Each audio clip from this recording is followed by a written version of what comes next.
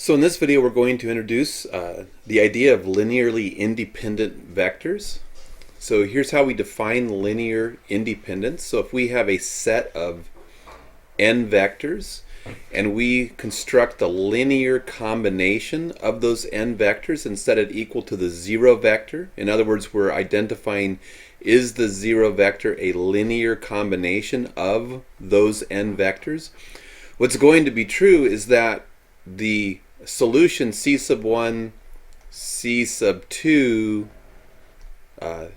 through C sub n all equal to 0 will always be a solution for this vector equation, because if we put 0 times a vector plus 0 times a vector plus all the way through 0 times the nth vector, that will add up to the 0 vector. So linearly independent vectors are going to be vectors for which the only solution is the solution where all scalars are equal to 0. If we can find a non-trivial solution where at least one of the C sub i's from I running from 1 to n, if at least one of these scalars is non-zero, so if we get at least one non-zero scalar that makes this true, that makes this linear combination add up to the 0 vector, then we say that the vectors are linearly dependent. So linear independence. Does this equation here only have the trivial solution, all of the scalars equal to 0?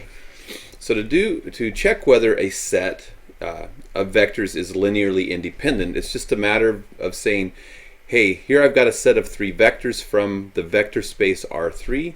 Can I find non-trivial scalars C sub 1 times 1, 2, 0 plus C sub 2 times the vector 0, 1, negative 1 plus C sub 3 times the vector 1, 1, 2, where this linear combination of vectors adds up to the 0 vector? Can I find a non-trivial solution to this? If I can, then I have a linearly dependent set. If the only solution that exists is C sub 1 equals C sub 2 equals C sub 3 equals 0, then I have a linearly independent set of vectors. So something to comment on here, the row form of the vector is a little bit less convenient. In the previous video we used the row vector to set up our system of equations. Something to recognize is that if you write these as column vectors, so if I do C sub 1 times the column vector 1, 2, 0, this is a nice way to think about it, and we're going to see why here in a second, plus C sub 2 times the column vector 0, 1, negative 1, plus C sub 3 times, change the row vector to a column vector 1, 1, 2, equals write the 0 vector as a column vector. What we see from this format is that the augmented matrix that we need to solve this system, because this is going to, just like in the previous video, turn out to be a system of 3 equations in 3 unknowns. The augmented matrix falls naturally from thinking about it in this form. This column vector will be the C sub 1 column, right? This column vector will be the C sub 2 column. This column vector is the C sub 3 column, and then we augment it with our 0 vector. So the augmented matrix that needs to be solved to solve the system of equations kind of falls easily out of thinking about these as a linear combination of column vectors instead of row vectors. So to solve this, we either do elementary row operations to put it in reduced row echelon form by hand, or we put it into a computer algebra system, which is what I did. And I got 1, 0, 0, 0, 1, 0, 0, 0, 1, augmented with 0, 0, 0. So from that I can see this is the C sub 1 column, C sub 2 column, C sub 3 column, and I can see from this that the only solution was the trivial solution. C sub 1 equals 0, C sub 2 equals 0, and C sub 3 equals 0.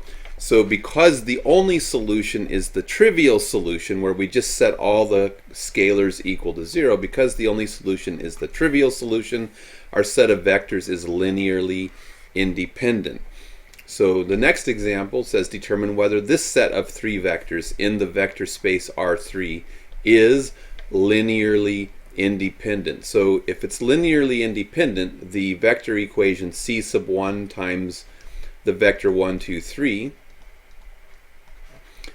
plus c sub 2 times the vector negative 2, 0, 1 plus c sub 3 times the vector 4, negative 4, 9, 4, negative 4, 9. The system of equations we get when we set this equal to the 0 vector for R3, 0, 0, 0, will only have the trivial solutions if it's a linearly independent set. So we create the augmented matrix, 1, 2, 3. There's my first column. Here's my C sub 2 column, negative 2, 0, 1. My C sub 3 column is 4, negative 4, and 9.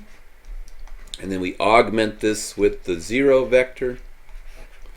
And we put it into reduced row echelon form, which I did beforehand using GeoGebra, and I got 1, 0, 0, 0, 1, 0, 2, negative 1, 0, augmented with 0, 0, 0. And we can see that we're going to get more than just the trivial solution. We're going to get infinitely many values, C sub 1, C sub 2, C sub 3, that works, because this first row here is telling me that C sub 1 is equal to, C sub 1, plus 2C sub 3 equals 0, which means that C sub 1 equals negative 2 times C sub 3.